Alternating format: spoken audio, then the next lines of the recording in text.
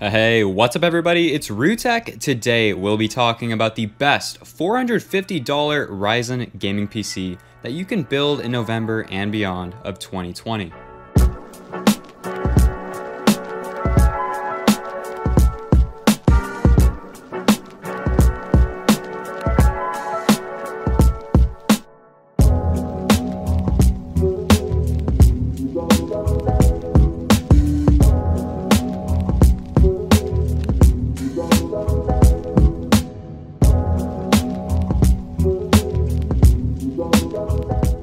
So in this video, I'm talking about my personal recommendation as the best $450 gaming PC, but perhaps you have a different smaller or bigger budget, or you're just looking for something with different specific features and want a more personalized recommendation from a highly trustworthy source. Well, there's this new shopping tool called Lustre. It's a free Chrome extension that gives you exactly that. Not only does it find and analyze trusted expert reviews, but it also brings up discussion forums mentioning products like on Reddit or video reviews on YouTube.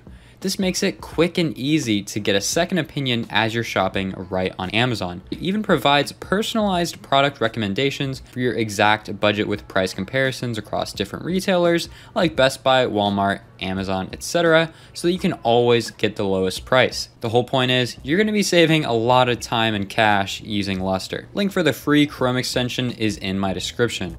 So let's get things started with this beautiful budget $450 PC build. The first step would be to remove both side panels from your DEEPCOOL MATREXX 30, an absolutely phenomenal case for the price as it comes with a tempered glass side panel and has overall really good build quality.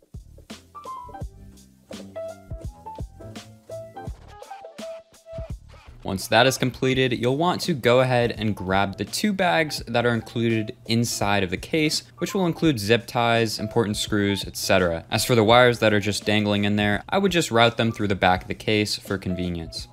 Now that twisty tie that was holding all those wires, it'll come in handy later when we're doing some cable management, so I highly recommend for you guys to hold on to it. And here's what the bag should look like that is included inside the case with your important screws and other various items. Once the case is all prepped, we're ready to install the power supply. So unbox your ARESGAME 500 watt 80+ bronze certified power supply. And yeah, ARESGAME, you might have not heard of them before, so it was a bit of a risk to grab this power supply, but I soon realized that there was absolutely nothing wrong with ARESGAME. It's a fantastic power supply and I do recommend it for this build, but if you don't feel like using this specific one, that's perfectly fine. I have alternate options in my description. So to install the power supply, you want to make sure that the fan is facing the bottom of the case. This ensures proper airflow, and once that is finished, you can secure your ARESGAME power supply in place using the 4 included screws.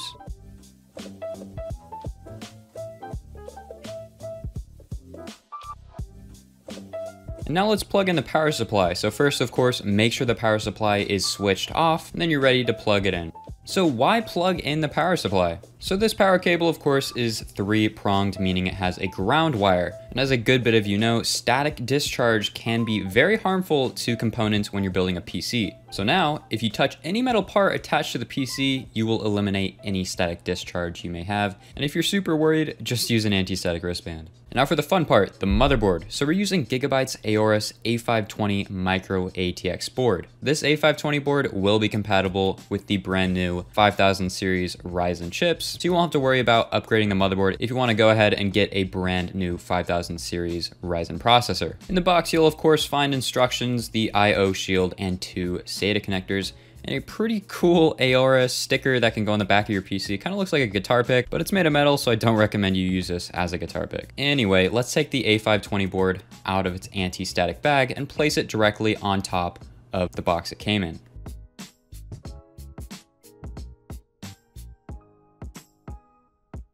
Now that our motherboard is prepped, we can install our CPU, which is the Ryzen 3 3100 quad-core processor. Now, I've read a lot of YouTube comments regarding the CPU cooler, so yes, the CPU cooler does come with the Ryzen 3100, okay? It comes in the box, it's included with your Ryzen processor. Yeah, you see that thing on the left? That's the CPU cooler. You know, the one that's included. Anyway, go ahead and rotate your motherboard so that the I/O is facing you. And then you can take your Ryzen 3100 out of its plastic casing. Be extra careful, you don't want to accidentally like snap the plastic and have the CPU jump out at you. So yeah, be very slow, careful, take take the CPU out of its casing, and lift the lever for the CPU socket. Now take a look at your CPU and locate the triangle. It should be on the very bottom left of the CPU. And then same for the socket if your orientation is so that the IO is facing you.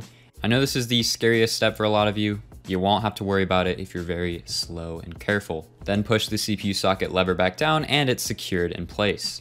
Next up, the CPU cooler. You don't really need a third-party CPU cooler with the 3100, as the 3100 doesn't really run too hot. The stock cooler is perfectly fine, and it does come with pre-applied thermal paste, so be careful not to touch the very bottom of your CPU cooler. I've made that mistake a really long time ago. Pretty embarrassing, so don't do that. So now we cue the most awesome transition you've ever seen so that I can tell you that your next step is to remove the brackets on the left and right side of the CPU socket. It's always nice to hold on to these if you ever plan on selling the motherboard down the road, but you can toss them if you don't really care for that. So for the CPU cooler, make sure the AMD logo is facing the IO shield, and then you can slowly lower the CPU cooler into position. As for screwing it in, you want to do it in an X pattern. So first through the bottom left and then the top right, and then bottom right, top left, and keep doing that until you can't screw it in anymore without using any excessive force. This is really important because if your cooler doesn't have proper contact with the CPU, you aren't going to get good thermal performance. And once you're confident that your CPU cooler has been properly installed, you can plug in the CPU fan. You can find the header on the top right, middle-ish area of the motherboard. And now it's time to install the RAM. So flip over your motherboard so that the RAM slots are facing you. Make note that you should only install these two sticks in the A2 and B2 RAM slots. These are the ones that you should be using first. Pop open the tabs for the A2 and B2 slots, get your RAM, and secure them in place by using your thumbs on both sides and applying pressure until you hear a click. And you'll know that they're properly installed if the tabs are flush with each other, just like this. And last step before we put the motherboard inside of the case, we need to install the IO shield. The IO shield comes with the motherboard. To install it, all you really need to do is apply even pressure around the sides, and to test it, just tap on it to see if it falls out. Now before you put the motherboard into the case, make sure you have the proper standoff screws installed. This is a map I made for this specific case. And once all of that is done, you are finally ready to put the motherboard into the case. Just to make installation of the motherboard a little bit easier, I decided to remove the back fan. It actually got in the way a little bit, so I do recommend that you remove the fan on the back of the case. Then you'll want to slowly place the motherboard into the case. You'll know that it's properly installed if the IO lines up with the IO shield. To screw in the motherboard, you'll want to use the 9 screws that are included with the case. They should look like this. On the top right of your screen, I provided a guide on where to install the screws. And now for the storage. So within this budget, you only really have room for a hard drive, but you can absolutely use an SSD, whether it be an SSD alone or alongside the hard drive. But anyway, to install the hard drive, you have 5 screws, 3 on the left, 2 on the right. Typically it would be 6, but with this case, the 3rd screw on the right side is hidden. And now we can start plugging in the power cables. So let's start with the 24-pin power connector. You'll find this coming out of the power supply. Sometimes the 24-pin power connector can be a little bit difficult to plug in, but keep applying pressure. It only goes in one way, so don't be worried that you're plugging it in wrong. And here's how it should look if you've done it correctly. And next up, the CPU power connector. Just like the 24-pin connector, it comes right out of the power supply, and you plug it in on the top left corner of the motherboard. And this also only goes in one way. Next up, we have the SATA power connector. This should come from your power supply, and it plugs into the leftmost connector. And this also only goes in one way. And that does it for the power supply connectors, so now let's move on to the connectors that come from the front of the case. Route them through the bottom slot, and let's start with the HD audio connector. The HD audio connector plugs into the very bottom left header labeled F audio. Next up, we have the USB 3.0 connector, and this plugs into the header labeled USB 3.2. The header to the left of the USB 3.2 header is the USB 2.0 header, and that's where you'll want to plug in the front panel connector labeled USB. And now for probably the most tricky part of this guide, the front panel connectors. You can find where exactly to plug in each front panel connector in the motherboard instructions, or you could just pause the video. Now you could try to replicate what I'm doing, but seriously, the easier way of doing it is to just look at the motherboard instructions, as it gives you a direct, simplified guide of where everything plugs in. Next up, we have the SATA connectors. This is what transmits the data from your hard drive to your motherboard and vice versa. Plug the L-shaped connector into the hard drive and the other side into the motherboard with the metal tab facing down. And now for the part you have probably been waiting for, the graphics card. So we're using a GTX 1650. Doesn't really matter which one you use. I do have the one I'm using in this specific build in the description, but I will have some other alternate options in the description as well. The one we're using though is the PNY XLR8 GTX 1650 with 4 GB of VRAM. Now the PNY XLR8 1650 is obviously a smaller form factor graphics card, and there's a ton of other 1650s out there, so I will leave a bunch of alternate options in my description. Now be sure to remove the second to the top PCI bracket, as this is where our graphics card will be installed. First, be sure to push down on the PCIe retention clip, and then it's safe to install your graphics card. Now for some reason with this specific card, the retention clip doesn't automatically click in, so you'll have to manually push it back down into place. And after that's done, you can screw the graphics card in to secure it into place. Now let's talk fans. So it's totally optional to use these fans that I'm using, but what I do 100% recommend is that you buy an extra 120mm fan to install in the front of the case. But anyway, the specific fans that I'm using for this PC are the Scythe Kaze Flex fans, and you'll install the front fan using the extra long screws that are included with the case, and the rear fan using the screws that are included with the fan itself. And now your PC is ready to be booted. Alright, so now let's move on to the topic of installing Windows. The first step is to get a USB drive that is at least 8 GB in storage. Plug that into a separate Windows device, and then head over to Microsoft's website where you can install a Windows 10 ISO file. Now I will have the link to this in the description. When you arrive at this website, click Download Tool Now. The download definitely won't take too long, so once it's downloaded, be sure to click and drag it to a desktop or somewhere where it's easily accessible. You can then double click the file and click yes if it asks to make changes to your computer. Then it'll take a couple seconds to load, get things ready as it says. And then you'll want to click accept. It'll then load a little bit more. And make sure you have create installation media selected and click next. Usually the recommended items are correct, but be sure to verify that they are anyway, and then click next. Then make sure you have USB flash drive selected and click next. Make sure it has your USB drive selected for the installation media, and then you can click next. And once it says your USB flash drive is finished, you can remove it from your computer and move on to the next step. So now with Windows on your USB drive, you're ready to boot up your PC to install Windows. Oh, and of course, don't forget to flip the switch on the back of the power supply so you can actually turn on your computer. So if everything was done correctly, you should see the AORUS logo on your screen, which will soon switch over to the Windows installation prompt after a little bit of loading. When you can verify all the information on the screen is correct, click next, and then click Install Now. Then it'll prompt you to put in a Windows code. Click I don't have a product key. You can put in this Windows code later on. Select either Windows 10 Home or Pro, and then click Next. Click I accept to the license terms, click next again. Then you'll want to click custom install and select your 500 GB hard drive. It should be the largest drive listed. Then click next again and it'll start the installation of Windows. Now head over to digitalchillmart.com, the best place to get cheap Windows 10 licenses. This is definitely one of the most trustworthy places to get Windows, as I and many of my followers have been using their service for a very long time. Be sure to use coupon code RUTECH for 10% off of your purchase. Link is in the description.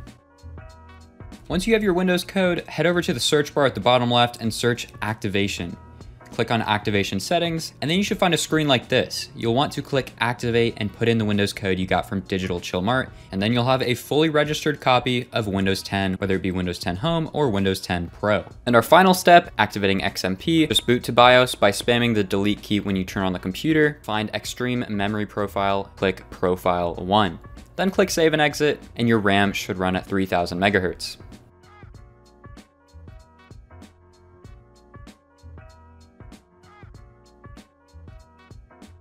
And now for the installation of drivers. So every link to every driver you need for this build will be in the description of the video. I'm not going to go over what buttons you click to install the drivers, as it's pretty straightforward. So yeah, all links will be in the description. And last, but certainly not least, we have the benchmarks for this PC. So for this segment of the video, I will not be doing any commentary. I'll just have some nice, soothing music made by MATREXX Beats in the background. Enjoy.